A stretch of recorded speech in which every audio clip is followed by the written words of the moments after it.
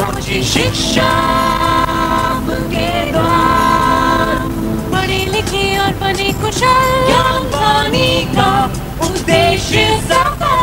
ज्ञान वाणी।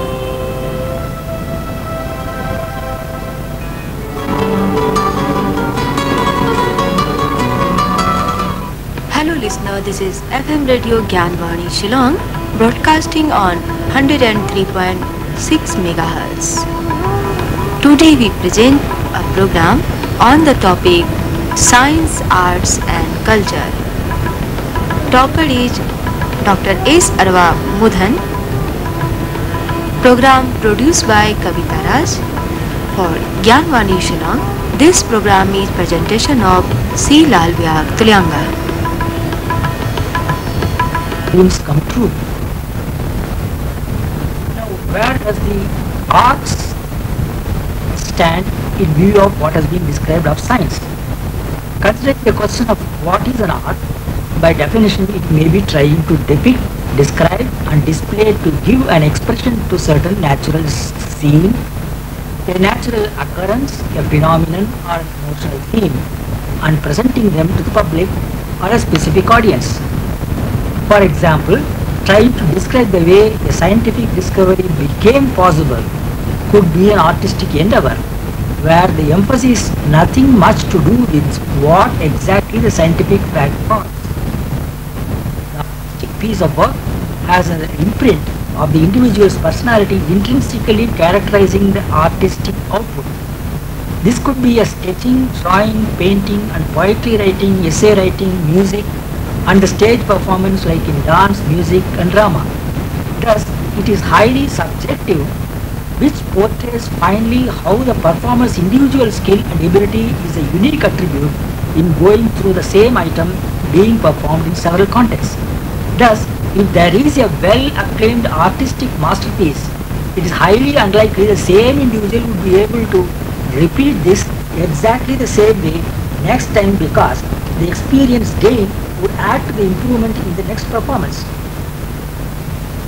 It is probably difficult to take credit for an artistic output by any other individual, but plagiarism, reproducing the original, mimicry, ventriloquism and similar kind of artistic skills are basically meant to display the ability to reproduce the original occurrence.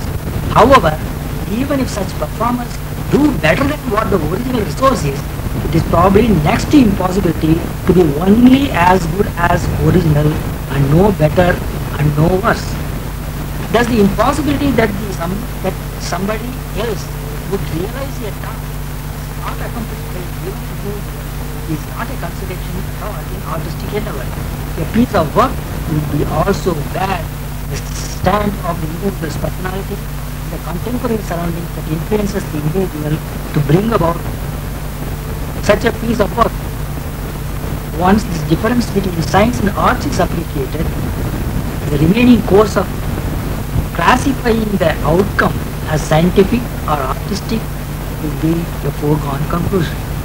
Thus, a living species itself may attract the attention for the way its characteristics are disposed, but cannot be an artistic outcome of any living being which is able to appreciate the uniqueness of the features of the wonder-evoking creature.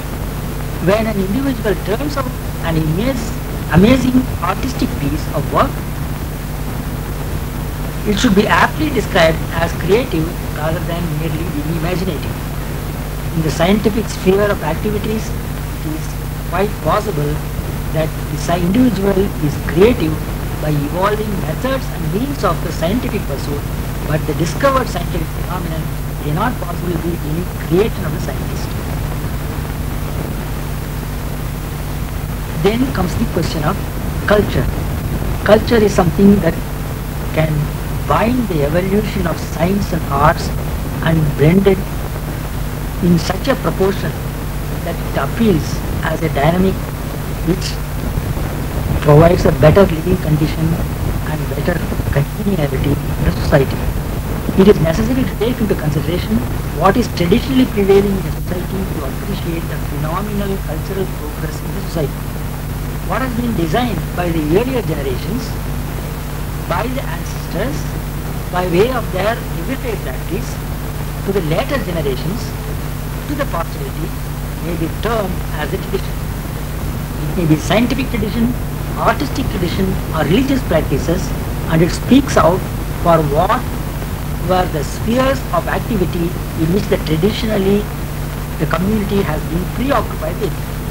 It may not be possible to claim that in the earlier days the spheres of activity were well known in terms of the classification known in the much later times.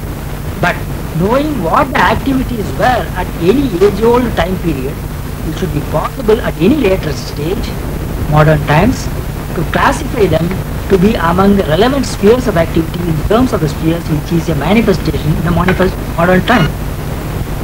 Thus, it is an acceptable norm to modify or replace the old practices by the more recent progressive measures which is the dynamism referred to in terms of culture.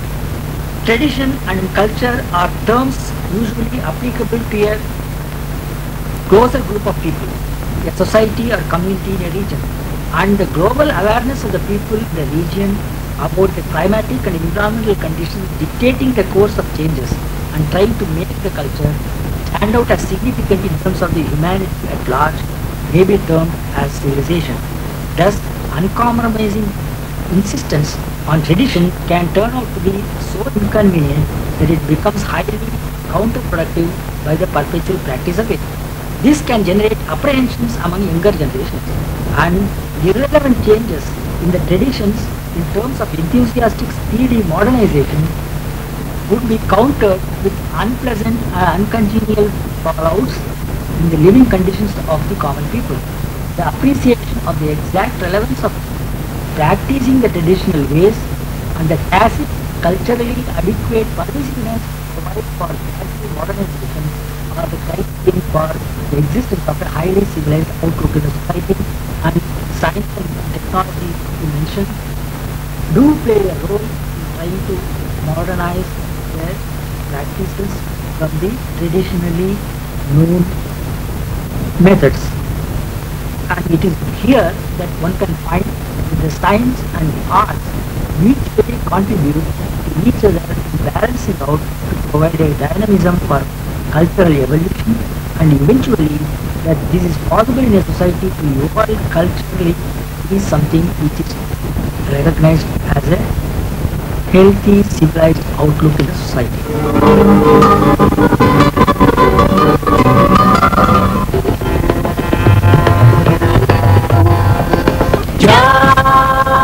Gyan Vani